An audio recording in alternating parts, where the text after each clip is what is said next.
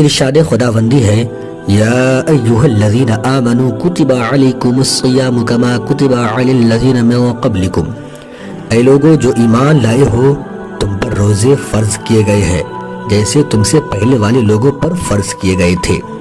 حضرت سعید بن جبیر رضی اللہ تعالی عنہ کا قول ہے کہ ہم سے پہلے والے لوگوں پر عشاء سے لے کر دوسری رات کے آنے تک روزہ ہوتا تھا، جیسا کہ ابتدائی اسلام میں بھی یہی دستور تھا۔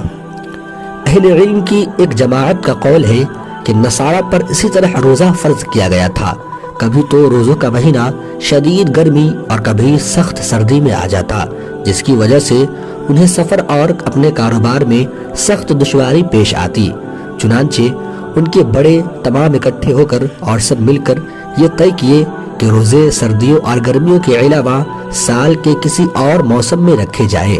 چنانچہ انہوں نے روزوں کے لیے بہار کا موسم مقرر کیا اور اپنے اس ہیر پھیر کی کفارہ کے طور پر 10 روزوں کا اضافہ کر دیا۔ پھر ان کا ایک بادشاہ بیمار پڑ گیا، اس نے یہ منت مانی کہ اگر وہ اس بیماری سے تندرست ہو گیا تو 1 ہفتے کے روزوں کا اضافہ کرے گا۔ چنانچہ جو ہی وہ تندرست ہوا اس نے لوگوں کے لیے 1 ہفتے کے روزے بڑھا دیے۔ جب یہ بادشاہ مرا اور دوسرا بادشاہ ان کا حکمران بنا تو اس نے لوگوں کو حکم دیا کہ تم پر پورے 50 روزے پورے کرو۔ پھر انہیں 2 موتیں پہنچی اور وہ جانوروں کی موت تھی، تو اس بادشاہ نے کہا اپنے روزوں کو زیادہ کرو۔ چنانچہ 10 روزے ان روزوں سے پہلے اور 10 بعد میں بڑھا دیے گئے۔ نیز کہا گیا ہے کہ کوئی امت ایسی نہیں مگر اللہ تعالی نے ان پر ماہ رمضان کے روزے فرض کیے گئے تھے، مگر وہ اس سے برگشتہ ہو گئے۔ بغوی کا قول ہے اور صحیح بھی یہی ہے کہ رمضان مہینے کا نام ہے اور یہ رمضان سے مشتق ہے، جس کے معنی گرم پتھر کے ہیں، کیونکہ وہ شدید گرمی کے موسم میں روزے رکھا کرتے تھے۔ عرب قبیلوں نے جب مہینوں کے نام رکھنا چاہے تو ان ایام میں یہ مہینہ انتہائی گرمی کے موسم میں آیا، چنانچہ اس کا نام رمضان رکھا گیا۔ کچھ حضرات کا کہنا ہے اس ماہ کو رمضان اس لیے کہتے ہیں کہ یہ ماہ مقدس گناہوں کو جلا دیتا ہے۔ فرضیت روزہ، روزے ہجرت کے دوسرے سال فرض کیے گئے ہیں۔ یہ دین کا اہم رکن ہے، اس کے فرائض کا انکار کرنے والا کافر ہو جائے گا۔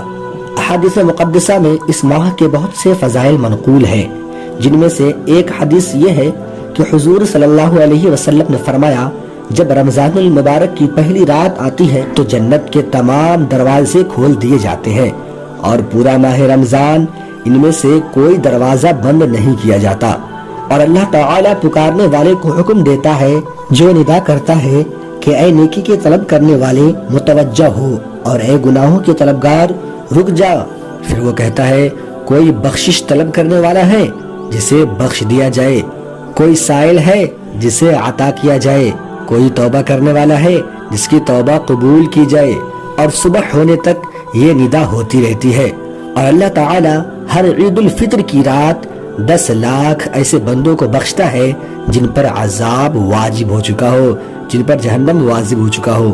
حضرت سلمان فارسی رضی اللہ تعالی عنہ سے مروی ہے کہ حضور صلی اللہ تعالی علیہ وسلم نے ہمیں شعبان کے آخری دن خطبہ دیا اور فرمایا اے لوگوں، تم پر ایک عظیم مہینہ سایہ فگن ہے، یعنی آنے والا ہے، جس میں لیلۃ القدر ہے جو 1000 مہینوں سے بہتر ہے۔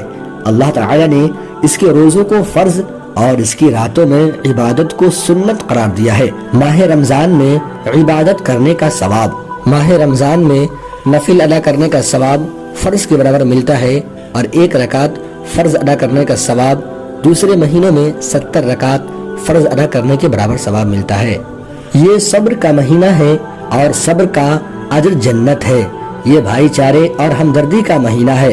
یہ ایسا مہینہ ہے کہ جس میں مومن کا رزق زیادہ ہوتا ہے۔ جس شخص نے اس مہینے میں کسی روزہ دار کا روزہ افطار کرایا اسے غلام آزاد کرنے کا ثواب ملتا ہے اور اس کے گناہ بخش دیے جاتے ہیں۔ ہم نے عرض کی یا رسول اللہ، ہم میں سے ہر شخص ایسی چیز نہیں پاتا جس سے وہ روزہ دار کا روزہ افطار کرائے۔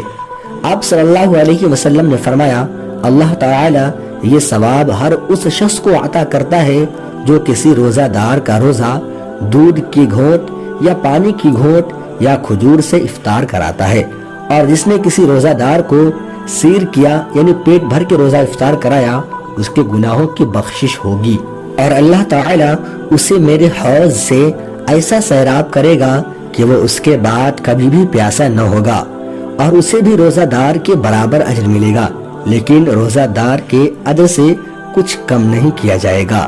اور یہ وہ مہینہ ہے جس کا اول رحمت، درمیان مغفرت اور آخر جہنم سے آزادی ہے۔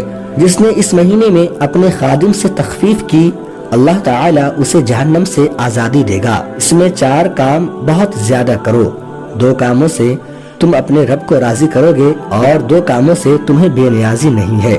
وہ 2 کام جن سے تم اپنے رب کو راضی کرو گے وہ لا الہ الا اللہ کی شہادت اور استغفار کرنا ہے۔ 2 کام وہ اپنے رب سے جنت کا سوال اور جہنم سے پناہ مانگنا ہے۔ ان احادیث فضائل میں سے ایک حدیث یہ بھی ہے کہ حضور صلی اللہ علیہ وسلم نے فرمایا، جس نے ایمان اور طیب ثواب کے لیے ماہ رمضان کے روزے رکھے اس کے اگلے پچھلے تمام گناہ بخش دیے جاتے ہیں۔ نبی کریم صلی اللہ تعالی علیہ وسلم فرماتے ہیں کہ رب تعالی فرماتا ہے کہ انسان کا ہر عمل اسی کے لیے ہے سوائے روزہ کے، پس تحقیق روزہ میرے لیے ہے اور میں ہی اس کی جزا ہوں، اور تجھے ایسی عبادت کافی ہے جسے اللہ تعالی نے اپنی ذات سے منسوب کیا ہے۔ روزہ دار کے منہ کی بو مشک سے برتر ہے، یعنی مشک سے بہتر ہے۔ حضور صلی اللہ علیہ وسلم ارشاد فرماتے ہیں کہ ماہ رمضان میں میری امت کو 5 چیزیں دی گئی ہیں جو اس سے پہلے کسی امت کو نہیں دی گئی۔ روزہ دار کے منہ کی بو اللہ کے یہاں مشک سے زیادہ عمدہ ہے، ان کے افطار تک فرشتے ان کے لیے بخشش کی دعا مانگتے ہیں۔